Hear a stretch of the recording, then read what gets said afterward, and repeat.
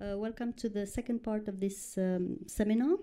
So Pauline is going to introduce our next guest.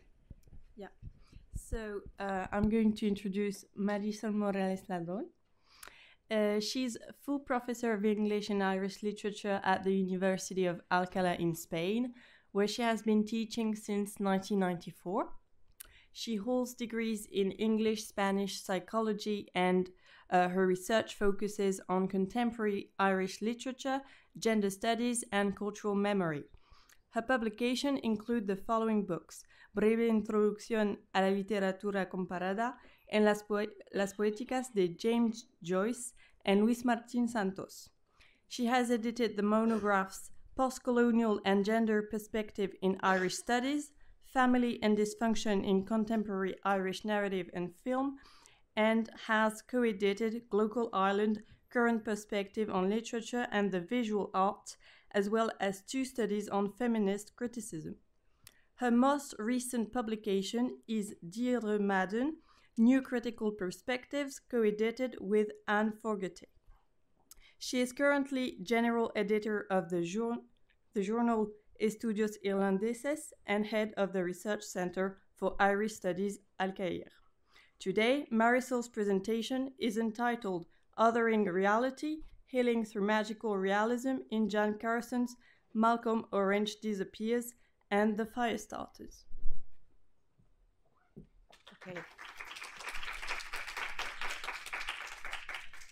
Okay, thanks very much. Before I start, I need to thank the organizers of this symposium. I'm really learning a lot. I was telling Clara before that it's the first time in my academic life, and it's quite long, that I attend a symposium in which the writers, the academics, the translators, and the illustrators are there. And the richness that this brings is amazing. So thank you, Monica, for organizing the conference and for inviting me. And thank you, Jan, for telling me that that there was going to be a one-day symposium on your work, because I'm really, really pleased to be here. And before I actually start my talk, I also need to kind of justify and excuse my choice, because I met Jan last May in Burgos in Spain for our last Spanish conference for Irish Studies. And in the course of a public interview of her work, she was being asked many questions about her work, but Malcolm Orange was never mentioned. And I'm really very fond of that book.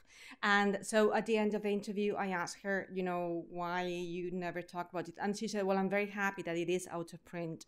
And I could see that, obviously, for someone who's read, you read all her novels and most of her writings, I think we can see easily that there's an evolution, a very important evolution in writing, and that the narrative that sustains the Firestarters and the Raptors is better crafted, and it's a much better novel.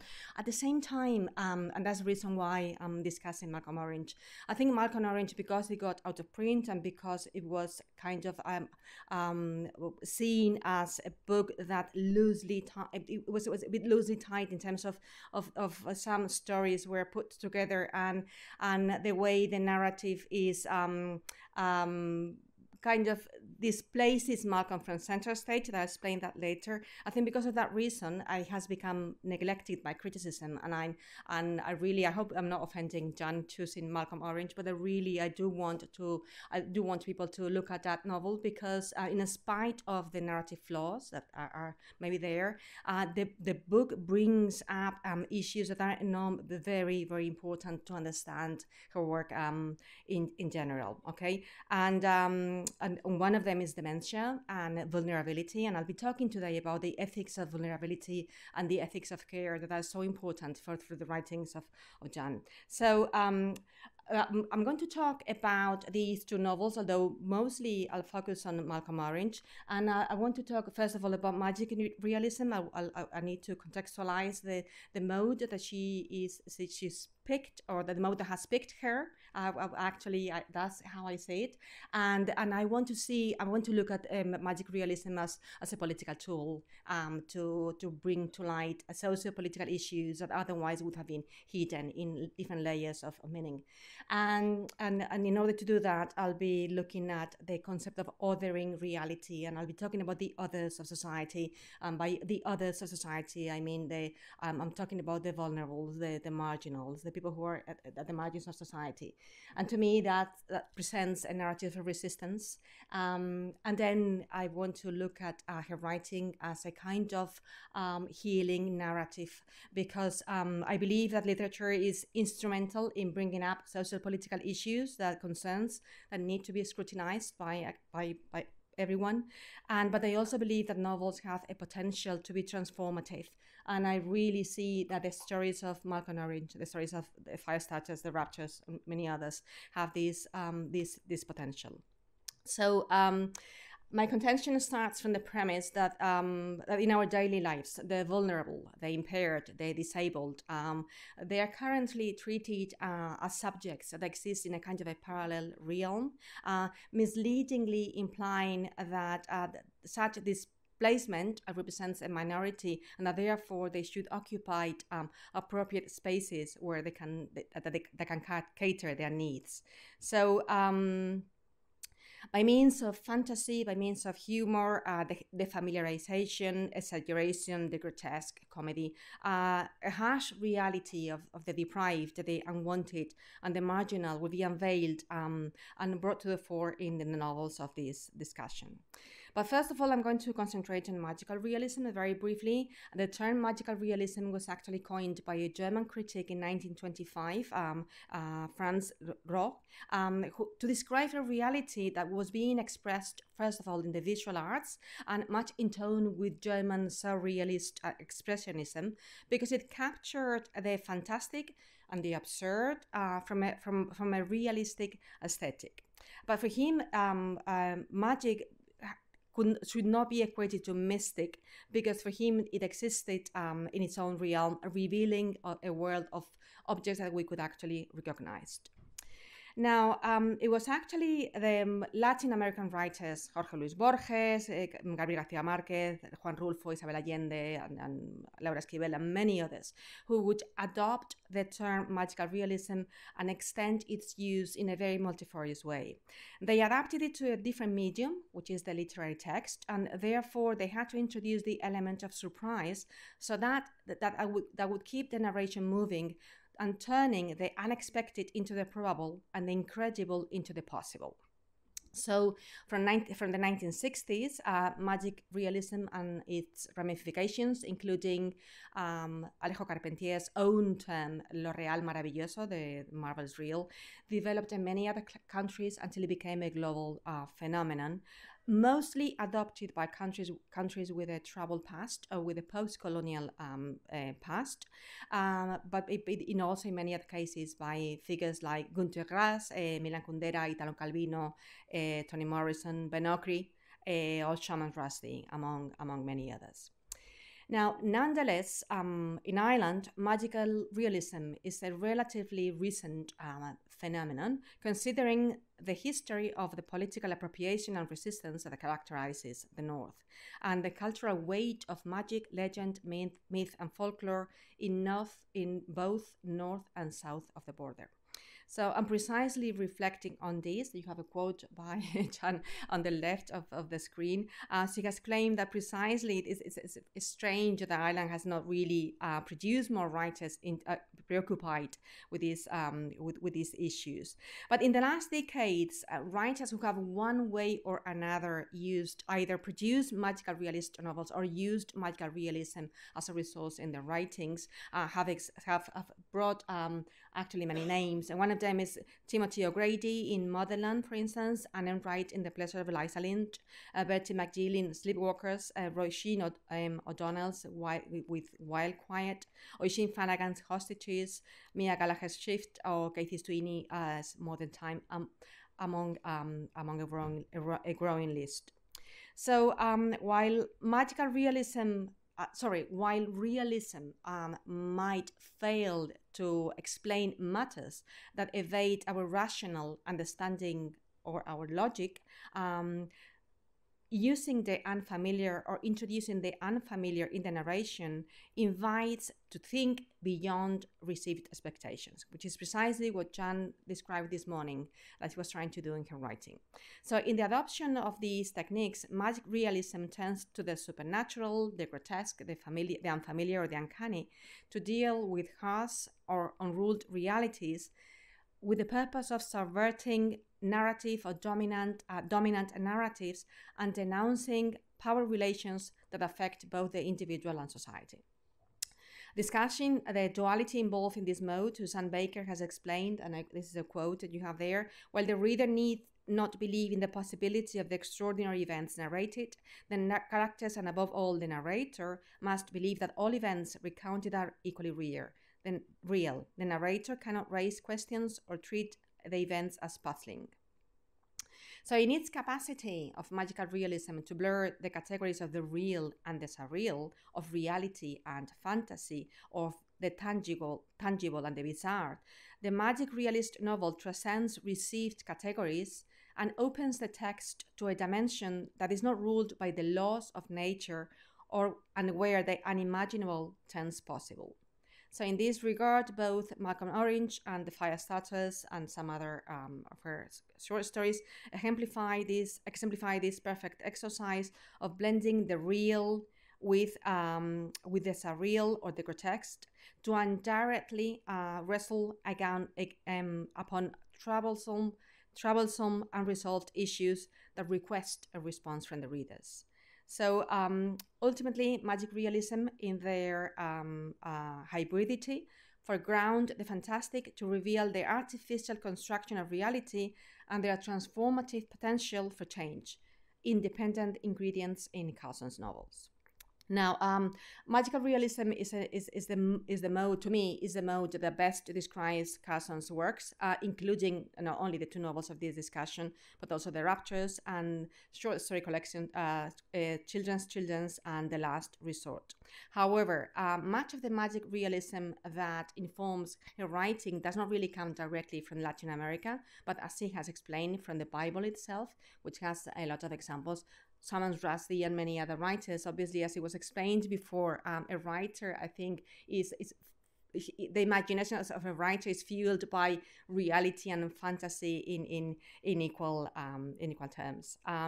First of all, very briefly, for those of you who haven't read Malcolm Orange, Malcolm Orange tells the enduring story of an 11-year-old child growing up in North America in a dysfunctional family who has traveled literally for 9 years in an old Volvo with many grandparents and a lot of objects. After traveling across 19 states, he settles with his mother in a Baptist retirement village in Portland, in Oregon. They have been abandoned by their father, and literally the mother gives birth in a parking lot. And because he has been abandoned by his father, and he has been abandoned by his mother, who has abandoned herself as well, he creates a whole world in his own imagination and an alternative. And one day, all of a sudden, he wakes up to discover that he has holes in his body that keep growing and growing. Now, with the assistance of many other grotesque characters that appear and that live in the care center, he researches into his own disintegration and takes up the mission of save the little community, save himself, save his mother, and so on. He also befriends Serene James, who is the daughter of the director of the clinic, and himself a mentally disturbed man. And there are many other strange characters, like a trans cat who can also talk, or his real friend Cunningham, who has marbles for eyes, and who is really a kind of surrogate father figure for him. So throughout the course of the narration, and that was the point that I wanted to actually to bring up. Throughout the course of the narration, the protagonist is displaced. So the narrative of Malcolm is not center stage, and we kind of in inverted commas, lose track of the narrative. But we don't lose track of the narrative. What happens is that Malcolm is displaced because he's being displaced by society. He's vanishing. He's going. So therefore, the other characters who are also silenced, who do not exist because they are in this center, they are fighting to find a space, and that's how they get a voice, and their voices acquire prominent position, moving therefore from the margin of society to the center. Now, in Malcolm Orange, this othering of reality is carried out through both. It is carried out at an individual and a communal level, and Malcolm Orange engages in extreme forms of vulnerability. Now, as scholarly work has revealed, though any of us can be vulnerable and will be vulnerable in any stage at some point in our lives, the truth is that the most vulnerable are the kids, the children, and the elders, because they are dependent, they are not autonomous, and they are dependent in their physical, cognitive, and emotional levels. Now, in this novel, we find the two groups of the most vulnerable characters that we can find. So, child vulnerability is embodied by Malcolm, but also by his 3-month-old baby brother, Ross, who is unresponsive because he's always left unattended in a sock in a drawer, in a socks drawer, and also by Suri, a friend that he made. Her name is Suri, but her nickname actually bears the weight of her unwanted birth. So it's called Suri as well in the text. So and then they meet these elders and with whom they share similar needs, and then the two groups are at the core of the center of the novel. So on the one hand, through Malcolm, Ross, Soreen, and others, the institution of the family, which is unable to provide, to bond, or to be functional, is one of the targets of her criticism. Not only relations are toxic, violence against women is normalized, the mother is abandoned to give birth in a parking lot, children are abused, the elders are objectified, and toxic masculinity has an enormous weight in this novel and in the other one.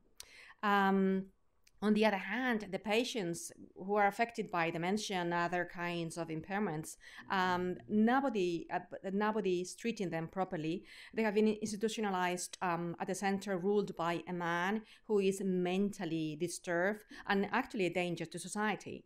So being left behind by their families and by society, they are obviously subject to all kinds of misfortunes. So in this atmosphere of magic, the plot...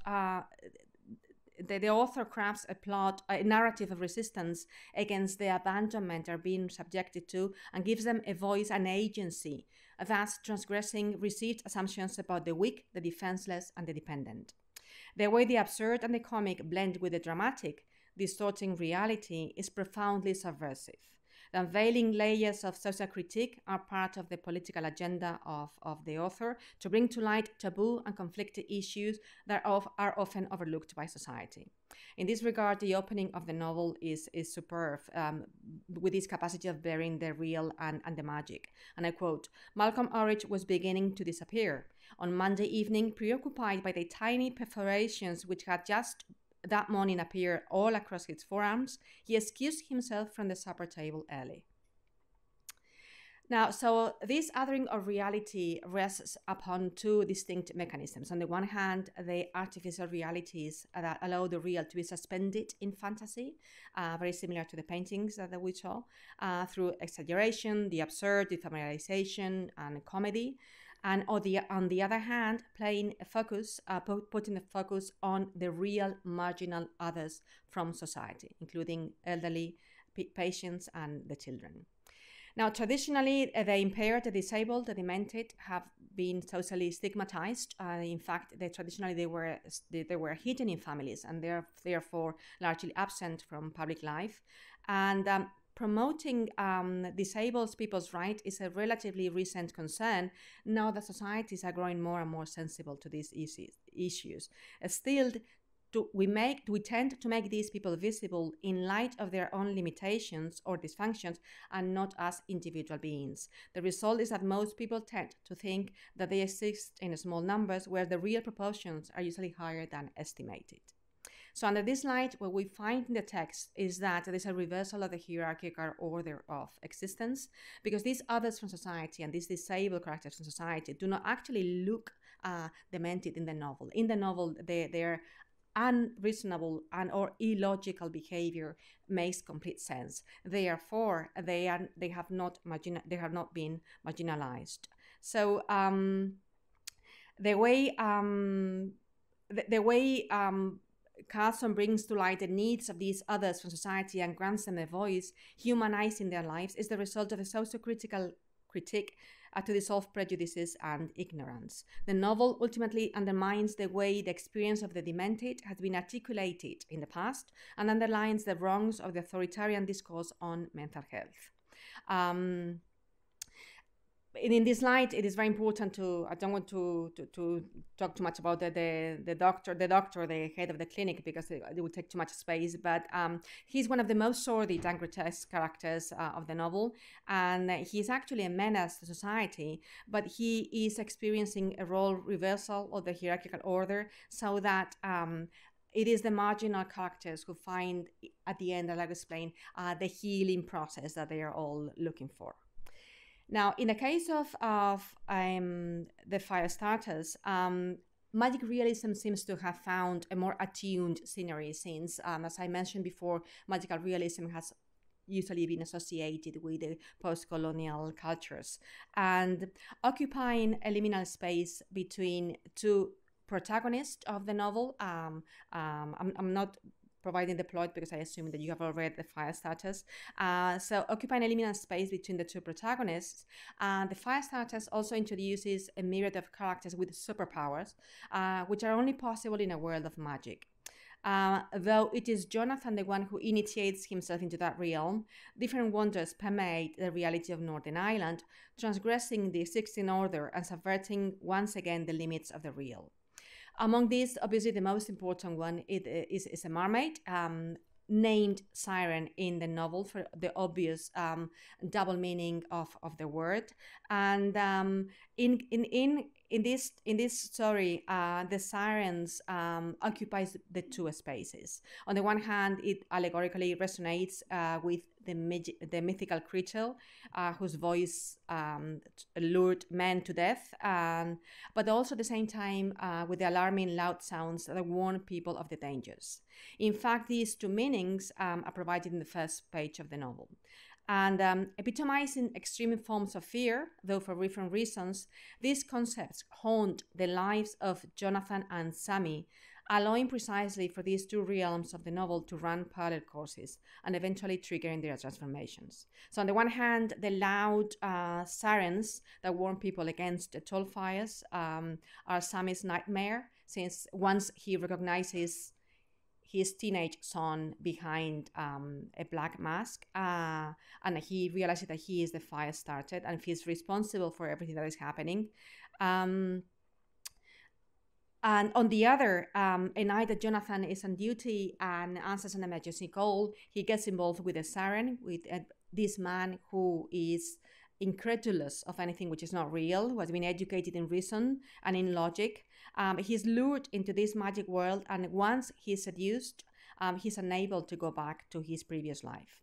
So as a result of their union, a baby siren, Sophie, is born. And by the way, Sophie means in Greek wisdom. I'm sure Sophie has a further meaning also as well. So this baby siren, othered as a hybrid creature because she's half human and half magical, has the power to shatter the foundations upon which Jonathan's life has been sustained. Now, with two offsprings menacing society, these two fathers initiate their own journey towards redemption in a town that is sick with hidden symptoms. And I'm evoking here Jody Madden's first novel. Apart from the siren, the othering of reality is also embodied by a community of unfortunate children. They are magical creatures affected by terrible gifts, like a boy with wheels and instead of feet, or a daytime vampire. And they are condemned to have dysfunctional lives and marginal lives. So similar to Malcolm, whose body carried the trauma and the scars of the neglected others, in the Firestarters, these children with supernatural powers and extraordinary capacities encapsulate the ingrained pain of a troubled society. Besides, in a likewise manner, a community of parents provide support for each other while they also manage their misfortunes. As part of the magic realist account, the reversal of realities expose how the pain and the curse of the baby siren and of these magic children are more real than actually the tall fires that are destroying Belfast.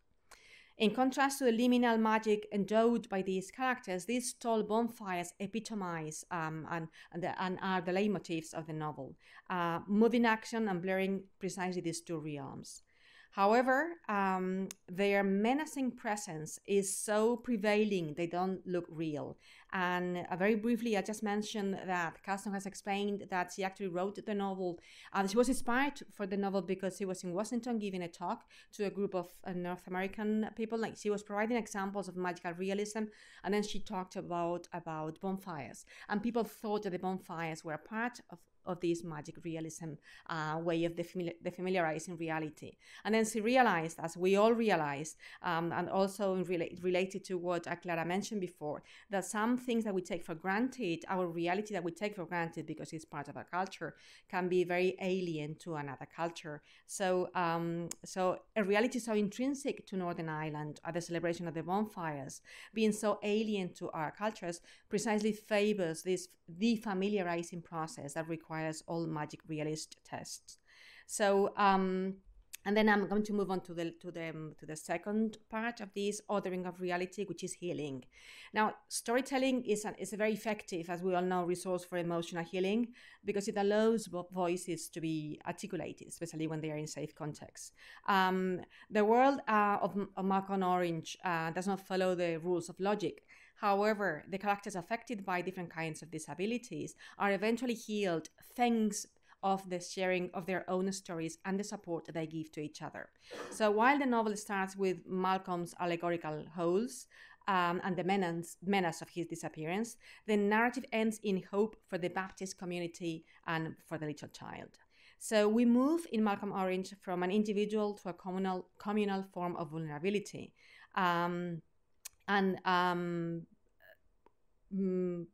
From Malcolm to the elders of the center, who once they acknowledge their weaknesses, get empowered as a group. So they create, in this regard, these elders of the clinic at some point gather around what is called the People's Committee for Remembering Songs, which is a disorganized but very coherent group who give meaning to their lives and make sense of their lives by giving them the chance to remember songs that shaped their identities. The sense of togetherness and the celebration of the elderly age are fundamental ingredients then for the harsh critique of the novel. So not only they dissolve Malcolm's holes in the end through their actions, they show how merciless a world can be ruled by institutions that are oblivious of the care of others. So these patients who suffer from memory loss, but not from the capacity to think properly, they realize that the director of the clinic is a menace to their own mental stabilities. Therefore, the expected role reversal found in magical realist texts plays the sinister doctor as a psychopath in need of medical assistance, just the opposite of what was happening. So, though a vulnerable child in a world of careless adults, Malcolm, he is the most emotionally intelligent and imaginative character in the novel. Being on his own in a ruthless environment, his anxieties are challenged by an extreme rationality and a devotion for research, looking for evidence and facts. His aptitude to read human emotions and understand vulnerability place him at the center of a narrative that ultimately pursues healing. In this upside realm, Malcolm is the one who minds his unbalanced mother and his baby brother, And he's the one who helps the community to save themselves, and in turn he is saved by the community. So these formerly abandoned patients save the place, and it is in their triumph, in the way they raise their voices singing, where the success of the novel to be placed. So by allowing Malcolm and the other patients to be able not only to self-heal but to heal others in a reversal order of reality, the logocentric paradigm is subverted by a fantasy that relies fundamentally on emotion and the acknowledgement of others. So obviously the antidote against vulnerability is belonging and social support. And at the end of the novel, neither Malcolm nor the residents are at risk of disappearance. Against individual vulnerability, the group emerges as a powerful communal force. So in Carson's narrative of resistance against silence and forgetting, we find storytelling, which is a narrative resource that defies memory loss while reinforces identity and turns into a narrative of transformation. In the case of the fire starters, the two protagonists have mental issues. Not only Jonathan has contemplated suicide in some points in the novel, and even self-harm, but also Sammy has anxiety and depression.